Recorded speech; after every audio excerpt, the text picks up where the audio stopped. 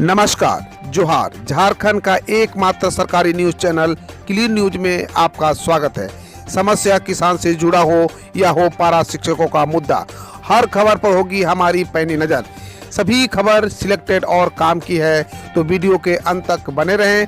साथ ही आप न्यूज को किस गांव या शहर से देख रहे हैं, हमें कमेंट में ज़रूर बताइए। आज का लाइक हम 100 रखते हैं, उम्मीद है कि आप इसे पूरा करेंगे।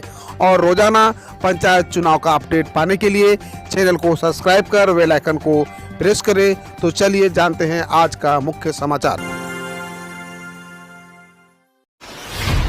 प्लास्टिक मुक्त पलामू पुलिस का जागरूकता अभियान, सिंगल यूज प्लास्टिक इस्तेमाल नहीं करने की अपील।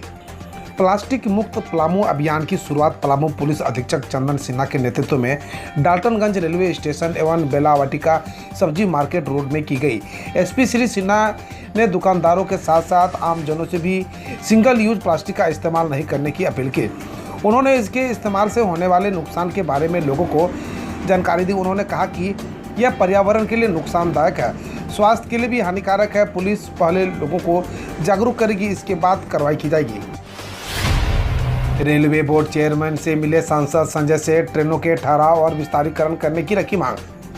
रांची के सांसद संजय सेठ ने दिल्ली में रेलवे बोर्ड के चेयरमैन विनय कुमार त्रिपाठी से मुलाकात की। इस दौरान उन्होंने रांची से चलने वाले विभिन्न ट्रेनों के विस्तारीकरण करने की मांग रखी। साथ ही सांसद संजय सेठ ने आनंद विहार तक आने जाने वाले झारखंड संपर्क क्रांति एक्सप्रेस को जयपुर तक चलाने का आग्रह किया। कई बिंदुओं पर चर्चा की। प्रधानमंत्री नरेंद्र मोदी का कानवार सॉन्ग से देवघर में स्वागत करेंगे गायक मनोज अजीत, व्यवसायी ऐसे करेंगे वेलकम। प्रधानमंत्री नरेंद्र मोदी के 12 जुलाई को देवघर आगमन को लेकर तैयारियां जोर शोर से की जा रही है। देवघर एयरपोर्ट पर न सिर्फ प्रधानमंत्री का मंच तैयार किया जा रहा है, बल्कि सभा के लिए पंडाल बनाया जा रहा है। उनके स्वागत की तैयारियां भी की जा रही है। टावर चौक पर जहां प्रसिद्ध भजन गायक मनोज अजीत कांवर गीत गाकर प्रधानमंत्री का स्वागत करेंगे, वहीं दुकानदार हाथों में फूल लेकर पीएम मोदी का स्वागत करेंगे। 60,000 सोलर वाटर वेस्ट स्कीम बना, हर घर जल पहुंचाने की प्लानिंग करने वाला पहला राज्य झारखंड। पेयजल एवं स्वच्छता मंत्री मिथिलेश ठाकुर ने कहा कि जल जीवन मिशन के तहत हर घर में नल से शुद्ध जल देना सरकार की प्राथमिकता है। इस लक्ष्य को प्राप्त करने के लिए संकल्पित होकर कार्य करना होगा। उन्होंने कहा कि विभाग के अधिकारी, क्षेत्रीय अभियंता और संवेदक संकल्प लेकर इस लक्ष्य को प्राप्त करने के लिए कार्य करें और इस दिशा में आ रही समस्याओं और अड़चनों को दूर करने का प्रयास करें। ये आज जल जीवन मिशन के तहत हर घर नल जल उपलब्ध कराने को लेकर आयोजित राज्य स्तरीय कार्यशाला में बोल रहे थे। झारखंड के मदरसों को 6 साल बाद मिली अनुदान राशि, शिक्षा मंत्री जगन्नाथ महतो ने केंद्र को लिखा था पत्र। राज्य के मदरसों को 6 साल बाद केंद्र से अनुदान मिला है। केंद्र द्वारा देश भर में मदरसा SPQEM SPEMM को अनुदान दिया जाता है। केंद्र द्वारा वर्ष 2019 में योजना शुरू की गई थी। योजना लागू होने के बाद वर्ष 2015-16 से वर्ष 2020-21 तक मदरसा को अनुदान नहीं मिला था। अब केंद्र ने वर्ष 2021-22 के लिए अनुदान स्वीकृति किया है। शिक्षा मंत्री जगन्नाथ महतो ने अनुदान को लेकर केंद्रीय अल्पसंख्यक कार्य मंत्री मुख्तार अब्बास नकवी को पत्र लिखा था। FMCG उत्पादों की कीमत बढ़ी, साबुन, सर्फ समेत कई रोजमर्रा के सामान हुए महंगे, जानिए नया रेट। FMCG उत्पादों की कीमतें लगातार बढ़ रही है। पिछले 3 माह में साबुन, सर्फ, हॉर्लिक्स, बर्नाविटा, टूथपेस्ट सहित अन्य सामान के दाम फिर से बढ़ गए हैं। डिस्ट्रीब्यूटरों का कहना है कि रॉ मटेरियल के दाम बढ़ने के कारण FMCG उत्पादों के दाम बढ़े हैं।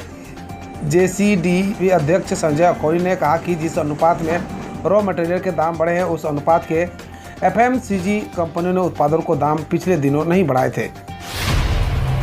झारखंड में 1,63,000 बच्चों को नहीं मिलेगी किताबें, 19 जिले में कमी। झारखंड के 1,63,000 स्कूली बच्चों के लिए नए सत्र में पाठ्यक्रम पुस्तकें नहीं मिल पाएंगी। यदि नई और पुरानी पुस्तकों को मिलाकर भी वितरण किया जाए तो 1,63,126 विद्यार्थियों को किताबों से वंचित होना पड़ेगा। 19 जिलों में जहां बच्चों की तुलना में किताबें कम हैं, वहीं 5 जिले ऐसे हैं जहां नामांकित बच्चों से ज़्यादा किताबें हैं। गोड्डा, कोडरमा, लातेहार, लोहरदगा, पलामू और पश्चिमी सिंहभूम में 18,392 किताबों का सेट विद्यार्थियों से अधिक है। यदि ये किताबें दूसरे जिलों में दे दी जाए जहाँ किताबें कम है सभी विद्यार्थियों को लाभ मिल सकेगा। पूर्व मंत्री बंधु तिर्की के खिलाफ आरोप तय, आचार संहिता उल्लंघन का है केस। आदर्श आचार संहिता उल्लंघन मामले में पूर्व मंत्री बंधु तिर्की के खिलाफ आरोप कर दिया गया है। बुधवार को एमपी एमएलए की विशेष अदालत में बंधु के खिलाफ आरोप गठन किया गया। मामले में जब अभियोजन की ओर से साक्ष्य पेश किया जाएगा। बता दें कि 21 मई 2018 को बंधु तिर्की के खिलाफ आचार संहिता उल्लंघन का मामला दर्ज हुआ था। अनगढ़ा अंचलाधिकारी छवि बाड़ा ने बंधु के खिलाफ प्राथमिकी दर्ज कराई थी। वहीं तत्कालीन मुख्यमंत्री रघुवर दास और आसू सुप्रीमो सुदेश महतो के खिलाफ भड़काऊ भाषण देने के आरोप है। चाईबासा जिले में जल्द लगेगा वेस्ट डिस्पोजल प्लांट। जिला स्तरीय पर्यावरण समिति की बैठक में कई मुद्दों पर चर्चा। पश्चिमी सिंहभूम जिले में ठोस एवं तरल कचरा निस्तारण प्लांट स्थापित करने के लिए जगह की तलाश की जा रही है। जल्द ही इसकी स्थापना की जाएगी। यह जानकारी जिले के उपायुक्त अनंत मित्तल ने दी। उपायुक्त बुधवार को जिला समाहरणालय के उपायुक्त प्रकोष्ठ में एसपी आशुतोष शेखर के साथ संयुक्त रूप से जिला पर्यावरण समिति की बैठक के बाद पत्रकारों से मुखातिब थे। उन्होंने बताया कि बैठक में मुख्य रूप से solid liquid waste, bio waste, e waste, factory waste management सहित अन्य कई मुद्दों पर विस्तार के साथ विचार विमर्श किया गया। सांसद आदर्श ग्राम योजना के लिए विलेज डेवलपमेंट प्लान बनाने का निर्देश। उपायुक्त रांची छवि रंजन ने बुधवार को टूबन मिशन अंतर्गत क्रियान्वित योजनाओं, सांसद ग्राम योजना एवं अमृत सरोवर की कार्य प्रगति की समीक्षा की। बैठक में उपायुक्त ने अमृत महोत्सव अंतर्गत जिले में अमृत सरोवर बनाए जाने को लेकर पदाधिकारियों को कई आवश्यक दिशा निर्देश दिए। उन्होंने कहा कि 15 अगस्त से पहले जगह चिन्हित करते हुए नए अमृत सरोवर का शिलान्यास करें। माइनर इग्नेस को लेकर उपायुक्त ने तालाबों के निर्माण, जीर्णोद्धार योजना कब ली गई और कितना काम बाकी है, इससे संबंधित जानकारी ली और जल्द प्रतिवेदन समर्पित करने का निर्देश दिया। केजरीवाल ने कहा, बीजेपी ने सारी पार्टियों को तोड़ लिया, सिर्फ आप से उनकी पैंट गीली होती है। महाराष्ट्र में बीजेपी और शिवसेना के बागी गुट की सरकार बनने के लिए बीच दिल्ली में मुख्यमंत्री अरविंद केजरीवाल ने मंगलवार को विधानसभा में कहा, पूरे देश में सारी पार्टियां एक एक कर टूटती, झुकती और गिरती जा रही है। आप संयोजक केजरीवाल ने कहा, उन्होंने बीजेपी को सबको तोड़ लिया, सिर्फ आप अकेली पार्टी है जिससे इनकी पैंट गीली होती है। काली की उपासक हूँ, डरूंगी नहीं, मां काली पर टिप्पणी के बाद महुआ मोइत्रा।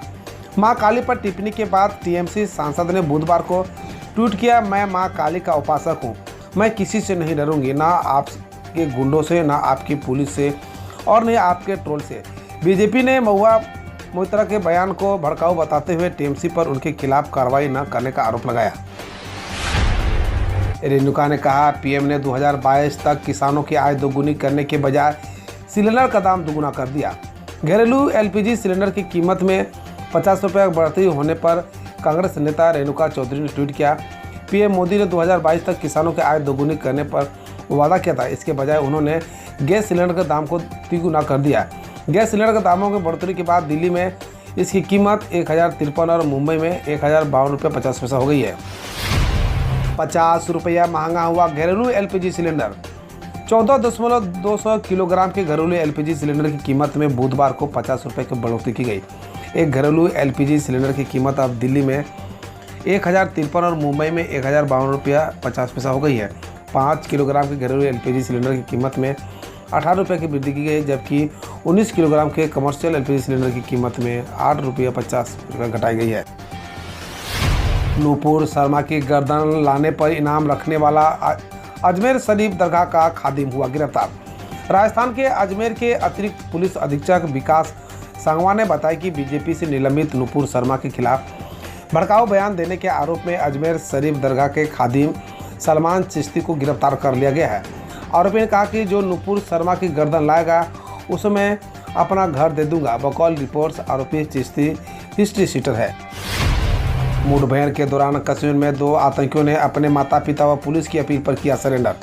कश्मीर जोन पुलिस ने बुधवार को बताया कि कुलगाम यानी जम्मू कश्मीर के हादीगाम इलाके में पुलिस व सुरक्षा बलों के साथ शुरू हुई एक मुठभेड़ के दौरान 2 स्थानीय आतंकवादियों ने अपने माता पिता और पुलिस की अपील पर आत्मसमर्पण कर दिया।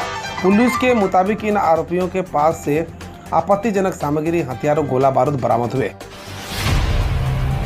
सरकार ने कहा 2023-24 के अंत तक यूरिया के मामले में आत्मनिर्भर होगा भारत। केंद्रीय मंत्री मनसुख मांडविया ने मंगलवार को कहा कि भारत को 2023-24 के अंत तक दुनिया आयात करने की आवश्यकता नहीं होगी। उन्होंने कहा पारंपरिक यूरिया के लिए 60 लाख टन उत्पादन क्षमता बढ़ाई जाएगी, जबकि नई यूरिया का उत्पादन बढ़कर 44 करोड़ बोतल प्रति वर्ष होने जा रहा है। अनुमान है कि 200 लाख मीट्रिक टन पारंपरिक यूरिया के बराबर होगा। असम के मुख्यमंत्री राहत कोष में करण जौहर ने दिया 11 लाख का योगदान, सीएम ने दिया धन्यवाद। बॉलीवुड निर्माता निर्देशक करण जौहर ने असम मुख्यमंत्री राहत कोष में बाढ़ प्रभावित लोगों के लिए 11 लाख का योगदान दिया। मुख्यमंत्री हिमंत बिस्वा शर्मा ने ट्वीट किया, सीएमआरएफ में 11 लाख के योगदान के लिए करण जौहर और धर्मा प्रोडक्शन का आभारी हूँ। इससे पहले रोहित शेट्टी और अर्जुन कपूर ने भी 5-5 लाख का योगदान दिया था। मरीजों के इलाज पर जीएसटी वसूलेगी केंद्र सरकार। बीते दिनों हुई जीएसटी काउंसिलिंग की बैठक में सरकार ने आम आदमी को बड़ा झटका दिया है। काउंसिल ने 5,000 रुपये से अधिक किराए पर 5% जीएसटी लगाने का फैसला किया है। इस पर राजस्व सचिव तरुण बजाज का कहना है कि इतना किराया लेने वाले अस्पतालों की संख्या बहुत कम है। अगर मैं अस्पताल के कमरे का 5,000 रुपये किराया दे सकता हूं तो जीएसटी के 250 रुपये भी दे सकता हूं। इस पर पीके ने कहा कि इससे रोगियों के लिए लागत बढ़ जाएगी। हम रोज ऐसे ही न्यूज लाते रहेंगे, तो यदि आपने अभी तक क्लीन न्यूज को सब्सक्राइब नहीं किया है तो पहले फटाफट सब्सक्राइब कर लें, साथ ही बेल आइकन को दबा दें ताकि कोई अपडेट मिस ना हो।